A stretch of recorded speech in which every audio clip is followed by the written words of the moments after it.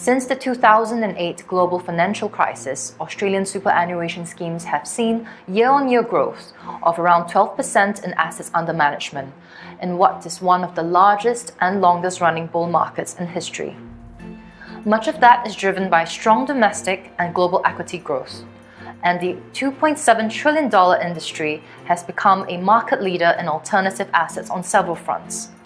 Their strategy of less diversification has worked tremendously well. But the underlying economic climate is changing. Equity cycles seem to have peaked in 2018, asset prices and valuations everywhere are pricey, and interest rates are unlikely to stay low. Australian supers recognize that they will have to diversify more ahead. Currently, their allocations are still tilted towards real assets.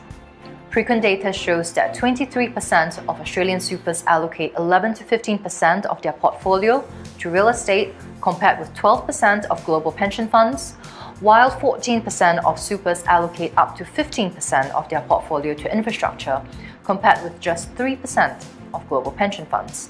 Australia is looking increasingly vulnerable because it has not experienced a recession in 27 years.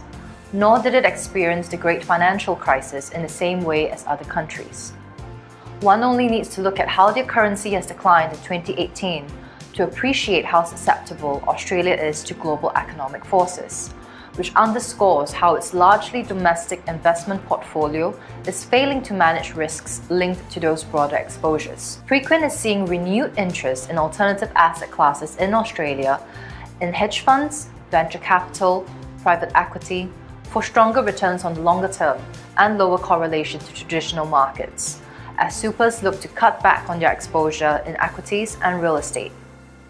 Value-added, opportunistic, debt strategies and co-investments are also increasingly popular, as some supers look to diversify within each asset class. Diversification should be well calibrated to suit a company's unique profile, and that it should not merely pertain to risk management, but also make material difference in returns.